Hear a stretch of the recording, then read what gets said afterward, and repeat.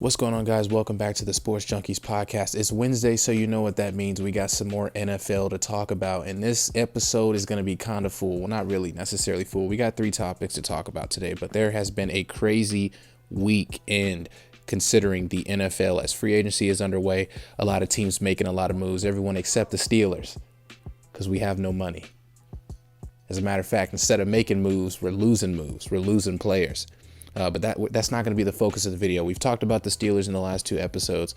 We're going to get back to talking about some other teams here. We're going to talk about the Texans after they signed Tyrod Taylor. What does that mean for Deshaun Watson? Are we freeing him or are we keeping him hostile? We're going to talk about the Patriots, who have had a dominant free agency. I'm talking dominant. I think they spent the most money in free agency ever, I think, at this point right now, and they're still going. They still got money. As of latest, they just signed Hunter Henry, so that's insane. And then we're going to talk about, are the Dolphins pressuring Tua with Jacoby Brissette signing? We'll talk about that a bit. They signed Jacoby Brissette for a little bit low.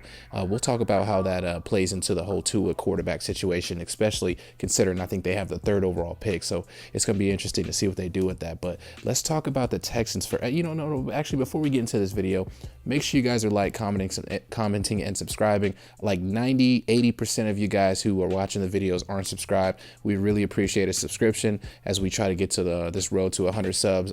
We will be announcing a giveaway at 80 subs. We'll be doing a giveaway on the channel for some of our loyal subscribers. So be on the lookout for that 80 subscriber video. We're 3 subs away from 80. If you're watching this video, man, drop a sub, man. You don't lose, you don't lose anything from, you know what I'm saying, but you do gain something. So it's, you know what I'm saying, it's a win-win situation if you subscribe. All right, so with that being said, man, we got to hop into this first topic, and that topic is going to be the Houston Texans, and really it's going to be focusing on Deshaun Watson and his future with Houston. The Texans have just signed Tyrod Taylor. I think they said only like $6 million guaranteed. It's a 1-year deal, up to $12.5 million for him to sign with the Texans, the Houston Texans, or should I say the NFL's current dumpster fire. And I don't mean that to offend any Texans fans, but let's just be honest here. The team is currently a dumpster fire. Now, we got to really look at what this signing means when we're talking about the Houston Texans, because the Houston Texans have a star quality franchise player quarterback on their team who wants to be traded. And then Houston brings in a quarterback who has started before, who I feel like can play some all right football. He's not the best, when we talk about quarterbacks, he's not the best. Will he come in here and make a change or an impact? No. At most, this team's winning 3 games next season if they don't have Deshaun Watson under center. If Deshaun Watson's under center, they can probably win 5. But this team is bare. And when I say, I feel like Houston has had its soul snatched. You know what I'm saying? This team was a quality football team 2 years ago. They didn't have any success. They couldn't find any success, but this team was a quality football team. I mean, look what they were doing to the Chiefs in like the first quarter of the game when they played in the, the conference championship or the divisional finals. That's one thing you got to look at. I think Houston was a great team. Sadly, they've lost all of that, credibility. Now that team has been simply dipped in water and watered down, and now you get Deshaun Watson hanging on by a thread, and you got potentially Tyrod Taylor being your starting quarterback next season. But we got to talk about what this means considering Deshaun Watson. I think this is interesting. I don't think Tyrod Taylor, like I said, Tyrod Taylor has started before. So if I'm Houston Texans and I know that I got a starting quarterback who's angry and might not want to play, I feel like I got to reach on the market and grab a good quarterback. Now it's questionable considering I think Ryan Fitzpatrick was on the market. I think he just hit the market today. I don't know. Who knows? I don't know. I know the Dolphins aren't bringing him back. The Dolphins picked up Jacoby Brissette, which is something we'll talk about later in the video. So make sure you guys check that out. Speaking of other videos, we have a video called The Problem with the Houston Texans. And in that video, in that series, we pretty much talk about teams and their success and their failures, or teams that haven't been able to reach success and who's always had failure. And in that video, we talk about the Texans, talking about how they've lost all credibility. In that video, I said, look, I don't think J.J. Watt's going to be there that long. He requested a trade. He signed with the Arizona Cardinals. I said Deshaun Watson is frustrated, but he's been frustrated for so long. It's something like you expect it to happen. Especially considering the team just won 5 games. They went from a conference championship. What was it, the divisional, to being a 6-win team. And then they had the 3rd overall pick, and they lost that 3rd overall pick to the Dolphins when they made some trade. I don't know who they traded for, but they made some trades, and now the Dolphins have the 3rd overall pick in the draft. And I'm not going to lie. If the Houston Texans have had that 3rd pick right now, I feel like Deshaun Watson would have already been traded, because you got so many players, you got so much talent in this draft when we talk about quarterbacks. And I feel like the Texans would have been comfortable getting rid of Deshaun Watson to bring in a new quarterback. But right now they're in a stick because they don't have a top pick. I don't even think they have a 1st round pick. So I feel like, one, that's the reason Deshaun Watson's still on this team. And when we talk about Deshaun Watson being traded, I'm going to say this right now. If Deshaun Watson, when the draft ends, if Deshaun Watson is still on the Texans, he will not be traded. He will not be traded. It's as simple as that. The front office management already said, look, we don't want to trade Deshaun Watson. Okay. So I'm trying to figure out now what that means. Do we side with the player, or do we side with the front office? And it's up to the front office to trade Deshaun Watson. And don't get me wrong, Deshaun Watson is a franchise quarterback. There's only a few in the NFL. There's only a few. When we talk about franchise quarterbacks, well, there's not a few. There's a lot. Maybe half the teams in the NFL have young franchise quarterbacks, and Deshaun Watson is one of them. Now, we got to figure out how to get rid of Deshaun Watson, but how to also bring in some quality, something quality for Houston. Because like I said, Houston right now is the dumpster fire of the NFL. The Jets are making moves. The Jaguars are about to get Trevor Lawrence and who knows what else. And I feel like the Jets are about to take a huge leap forward. I feel like right now the Texans have slowly degraded. It's so sad to see, because the Texans were like this high arcing team, not even 2 years ago when they faced the Chiefs. And now, I'm saying, here they are, like I said. But I think the best way to trade Deshaun Watson, and the reason why I say it's up to the draft, is because the Jets have the 2nd overall pick. And I think the Jets could possibly be comfortable. They should be comfortable, because I feel like the Jets are moving forward. They got rid of their coach, Adam Gase, and they're bringing in Robert Saleh. And I feel like right now the Jets just need a quarterback, and that quarterback could be Deshaun Watson. Houston needs to make a trade for that 2nd overall pick. Trade Deshaun Watson to the Jets for the 2nd overall pick. The Jets should add some more, picks for next year's draft. And the Texans should offer some back end picks, like a 5th, a 6th, a 7th round pick. Deshaun Watson goes to New York to play for the Jets, and the Texans get the 2nd overall pick, which we're talking about a draft full of quality top tier quarterbacks, where the Texans will have the 2nd overall pick, and whether that's Justin Fields or Zach Wilson, and I prefer Zach Wilson, the Texans have just found them another young quarterback who has potential to be a franchise guy. So it's going to be real interesting. You bring Deshaun Watson, you bring Justin Fields on this Texans team with no weapons, good luck. The thing about Zach Wilson is he can kind of move with his feet a bit. Kind of reminds me of Russell Wilson, or like a Johnny Manziel type player. He's not as slick as Johnny Manziel, but he kind of can move with, he can move his feet a lot. And that's where that, comparison comes into contact. But I feel like he can make some moves. He could win games for the team, because even if he can't find anyone open, he's going to be able to, make plays with his feet. He could potentially win the Texans some games. Now, Justin Fields can run also, but he prefers to stay in that pocket. And he's not going to really be able to benefit the team, especially when you consider how good the Texans O-line is. So that's something you got to take into account as well. But it's going to be really interesting. But let me just put my bottom line on this Tyrod Taylor signing. I think this Tyrod Taylor signing is a desperate move by the Texans. And it's a desperate move because I'm telling you right now, Deshaun Watson will not be traded, I feel like, until a week before the draft or during the draft. But if Deshaun Watson is on this team after the draft, he will not be traded. And I feel like they have Tyrod Taylor here because Tyrod Taylor has started before. You don't just sign a quarterback who started before if you didn't feel like you were going to place him in a starting role. I mean, it's good to have a backup quarterback that good, and some teams have that, that quality, like the Dolphins had with Ryan Fitzpatrick, and then they had 2 on the bench as well. You got 2 quarterbacks who could potentially start. I don't want Tyrod Taylor starting on my team, though, if we're being honest. It's not due to his age. It's due to the fact that he's just not that great at football. He can't play that good. So, honestly, I want to see if we can keep Deshaun Watson on this team. Even though he said he doesn't want to play, he told the head coach he didn't want to play. He had no interest in playing for him before the head coach even signed there. So I'm curious as to why the head coach still took the job, David Culley. I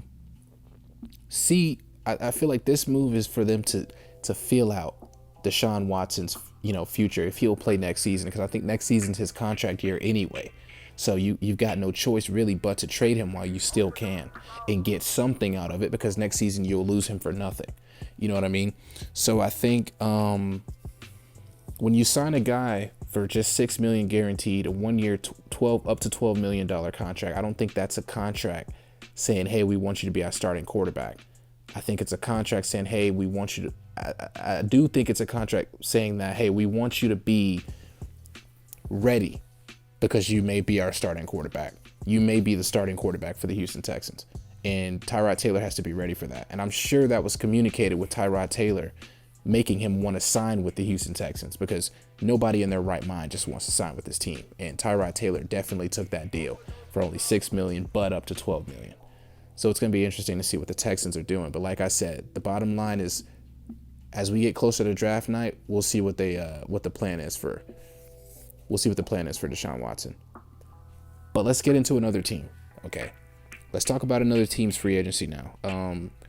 The New England Patriots are having possibly the best offseason ever. Okay. If we know the New England Patriots were a dynasty. And I think I just said the Patriots, but we'll worry about that later. So, as of latest, the Patriots just signed Hunter Henry. They've pretty much got weapons on the offense. They re-signed Cam Newton, who we made a video about earlier, saying that he had a business trip that had ended. They re-signed him. He's coming back. And they've signed Hunter Henry, so they've got them a top tight end. I feel like Hunter Henry is he's an injury-prone guy, but it'll be interesting to see how he plays on this Patriots team. If he can stay healthy, he's dangerous. They added Kendrick Bourne, 4-year guy who's coming off of career high 49 catches, 669 yards. And then they add Nelson Aguilar, who's known for dropping passes, but he's gotten better. Okay, he's not really like a drop pass guy anymore, but he's still, maybe in the right system, he could be a great player. And maybe the Patriots will be a great system for him. We're talking about Bill Belichick here, and he can turn a nobody into something. I mean, look what he did with what was his name, Danny Amendola. Danny Amendola was a top wide receiver on that Patriots team, and then he goes to the Dolphins. He left the Patriots and he became a nobody. That's the Bill Belichick effect. Bill Belichick will make you look better than you really are, except Tom Brady, because we see how that's turning out. But before people think I'm clowning, I'm really not clowning. When you consider moving from the GOAT to Cam Newton, that's a big draw. Not to mention, Patriots had a lot of players opt out of the season. Dante Hightower. They were in a pretty sticky situation. So it's going to be, they got all this hate about the Patriots this, the Patriots that. It wasn't a good season for the Patriots. They were without a lot of players. And I don't even like the Patriots. And here I am taking up for them. I'm a Steelers fan, so I don't like the Patriots. But here I am taking up for them. But it's going to be interesting to see how this team plays with a full defense back. We know how dangerous that Patriots defense is, fully healthy. Stephon Gilmore still playing. We know how dangerous this team's going to be. Full defense is going to be back. And now they're adding all these weapons on offense for Cam Newton. It's really going to boil down to how good Cam Newton plays. Like, we're going to need him to throw the ball a lot more. We're going to need him to look a lot better. They signed Matt Judon, former Raven, 28 years old. He's got 34 sacks. He's a beast. He's a good outside linebacker. He gives New England some reinforcements. And he's really kind of like that. He's that balance between youth and experience. You know what I'm saying? Like, at 28, he's still kind of young, but he can be considered a veteran. And like I said, this guy's 34 sacks, and he's played 5 seasons. He's a dominant player. He definitely is really good on the outside. He can be a little bit better, but like I said, guys, when you step into that Bill Belichick system, you play a lot better than you may actually be. And I'm thinking Judon is a perfect signing when we talk about it. Jalen Mills is one of those signings I'm not really into. a lot of guys call him versatile. I call him not that great. He's going to get burnt a lot. Guys are going to get open on him. But when you got Stephon Gilmore, you got J.C. Jackson on the other side, I feel like you'll be all right, man. You got Dante Hightower in the middle of the field. I feel like it'll be a decent signing. We'll see how much he actually sees the field. I don't think he'll see the field that much. But it'll be interesting to see. He's really fallen off the face of the earth because he was a big time player, but he definitely took a big dip. But the Patriots, man, a great offseason. They signed I think around 8, 9, 10 players, and they've spent around $100 million.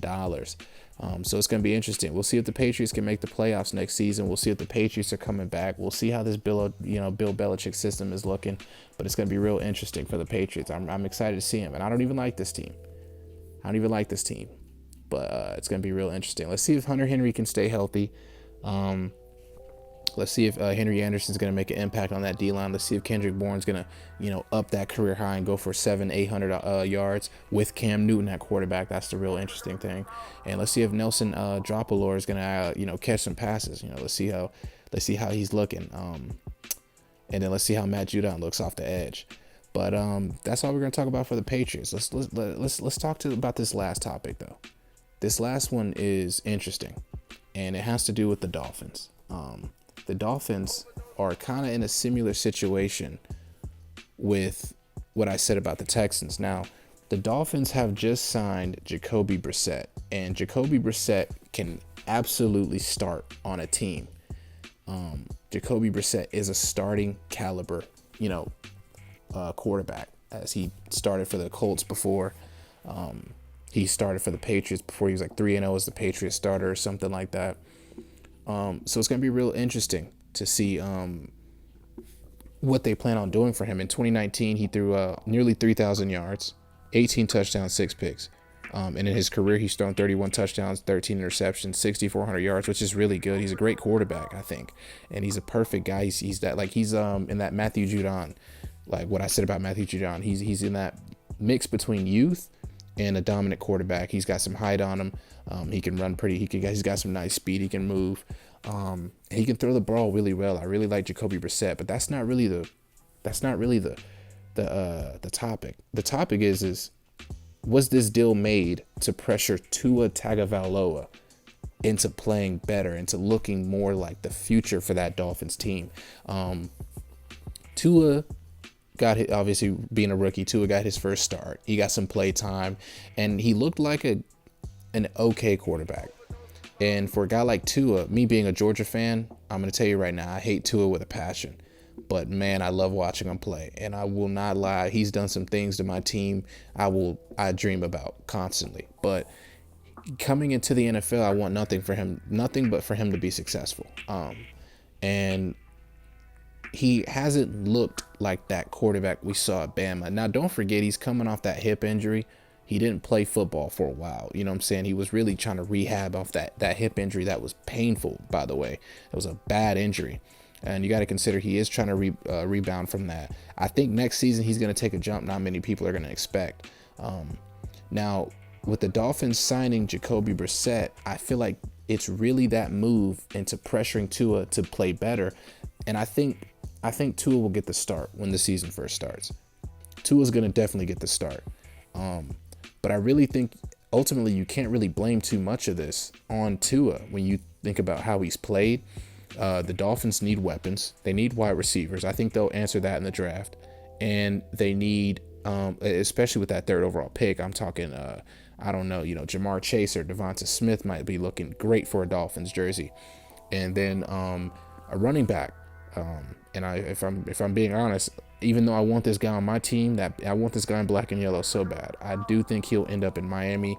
That guy's Niger Harris. Niger Harris is a straight monster. And ultimately, I really don't think Niger Harris is the best running back in this draft. I think it's Javonte Williams. But I think Niger Harris could potentially turn into the best quarterback overall. Like, I think he could become like a Derrick Henry in the right system. So it's going to be interesting to see what the Dolphins do with that pick. But I really want to talk about this Tua situation. Tua is definitely, like I said, Tua's going to take a big leap. I feel like a lot of people are not expecting next season. I think he'll finally look like that Tua Tagovailoa that we saw at Alabama. He'll finally look like that Tua we saw on 2nd and 26 in the national championship game in Atlanta, I believe. We're finally going to see Tua looking like Bama Tua, and I think Jacoby Brissette is going to be that fuel that Tua has needed. And Jacoby Brissette being a good passer, I feel like he could really mentor Tua a lot, kind of like how Fitzpatrick did for this last season. And I think Tua's going to get better. I think it's too early to give up on Tua. I think he'll gain a lot of his confidence back, and I think he'll get really good in this Dolphins system. He'll be great, especially when the Dolphins, like I said, get him a weapon, a good wide receiver, and then grab a running back for him. The Dolphins are set up to have the best draft in the league. I'm gonna tell you this right now. 3rd overall pick, wide receiver, boom. Okay, what is it? 18th overall pick, running back, Niger Harris, boom. Perfect. You've had a great first round draft. Now it's gonna see how we play. We placed them in those second, 3rd, 4th, 5th, 6th, 7th rounds and see how they do. I don't know what picks they have, but I'm just stating some rounds. It's really gonna be interesting. But get this offense some weapons, maybe the O-line. This Dolphins team is going to be dangerous soon. And when I say soon, I mean possibly next year. This team is going to take a huge leap up. That AFC East, man, it's looking beautiful. I mean, I'm loving it. I love it. You got the Bills, the Dolphins. Wait, no. Am I trolling or no? I might be trolling. I don't think the Dolphins aren't in that kind. I'm trolling. But the AFC, let's just say the AFC is looking dominant next season. Like, I'm liking what I'm seeing from the AFC. So it's going to be really interesting. But actually, yeah, the Dolphins are in there with it's the Patriots, Dolphins, Bills, and the Jets. So it's weird. Like, why is Miami, whatever? But, yeah, Dolphins are about to take a huge leap forward that I feel like a lot of people aren't prepared for. But I'm prepared. And I'm saying it right here. So in the future, you can be like, well, kid said that already. But it's going to be interesting. But anyway, guys, this has been the Sports Junkies Podcast. I hope you guys enjoyed this episode. If you did, be sure to like, comment, and subscribe. Comment, let me know what you guys are thinking.